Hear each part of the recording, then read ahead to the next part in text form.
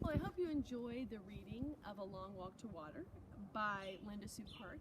It's a true story, which gives it so much more power. And the cool thing about true stories is that sometimes there's messages from people. So the first thing I'm going to read you is a message from Salva that he wrote after talking with the author. And then I also have an author's note that I'd like to read for you. So I'm going to finish up with the remaining two items in this book. So, a message from Salva. This book is based on the true story of my life. I hope that because of the book, more people will learn about the Lost Boys and the country of Sudan. I was born in a small village called Luan Arik in Tanj County, southern Sudan. And just as it says in the book, I stayed in refugee camps in Ethiopia and Kenya for many years before I came to America.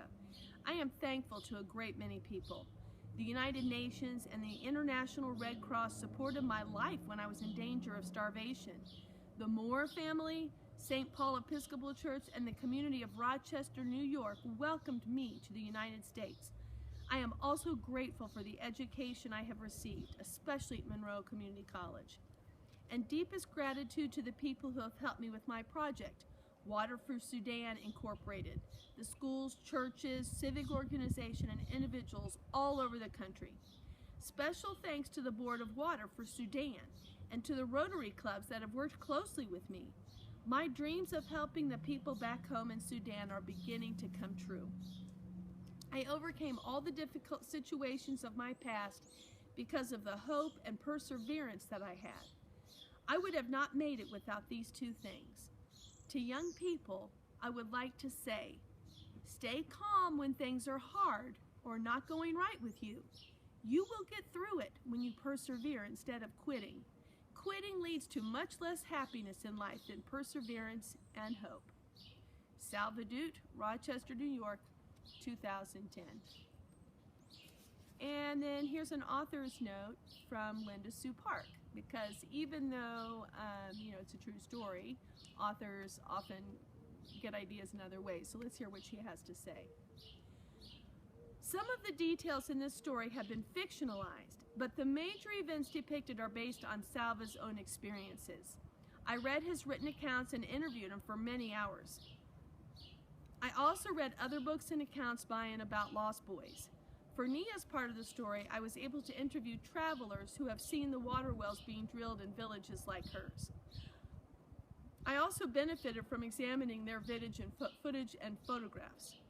Known as the Second Sudanese Civil War, the conflict that is depicted in this book began in 1983.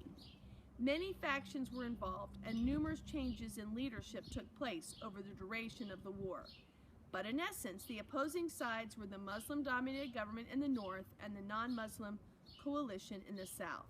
Besides religion, economic strife was an important factor, as the country's reserves of oil are located in the south.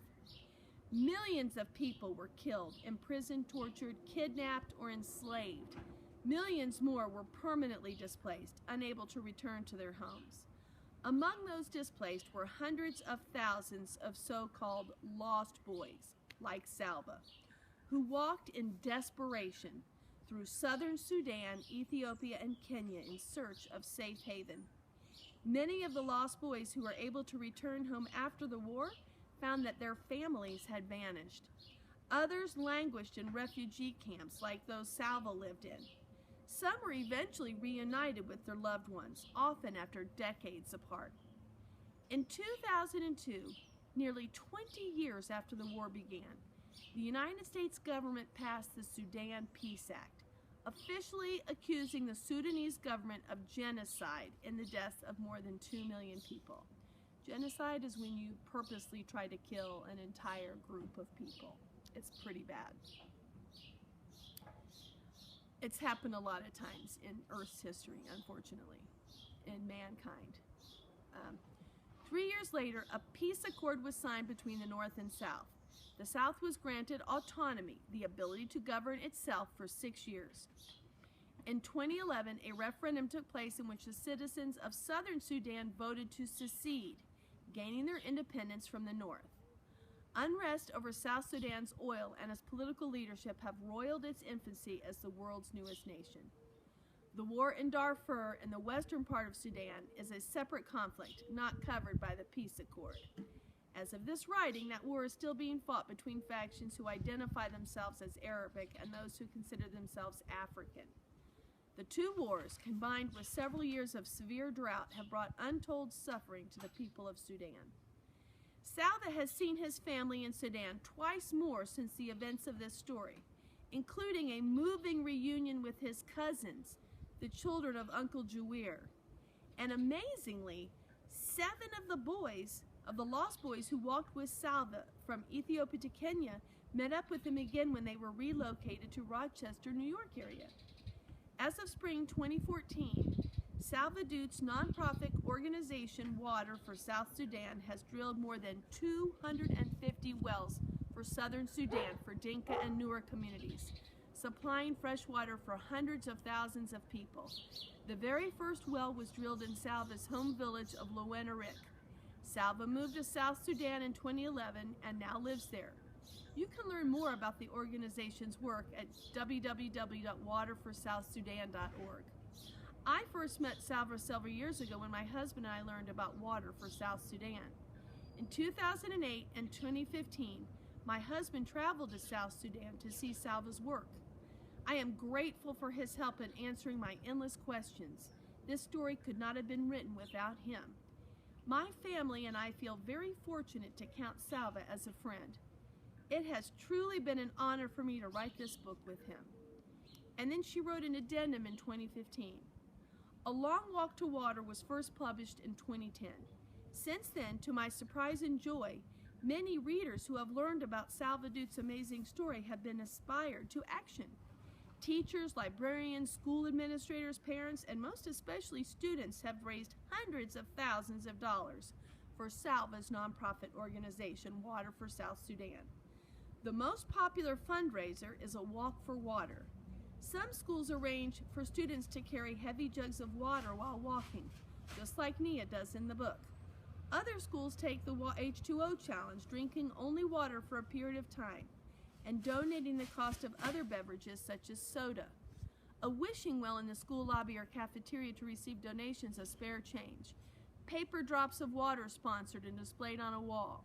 Individual students requesting contributions in lieu of birthday or bat mitzvah gifts. We're so impressed at the magnitude of fun, creative, and effective fundraising strategies we've heard about.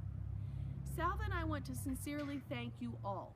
Because of your efforts, hundreds of water wells have been drilled, and many of them bear the names of the schools whose donations enabled their construction.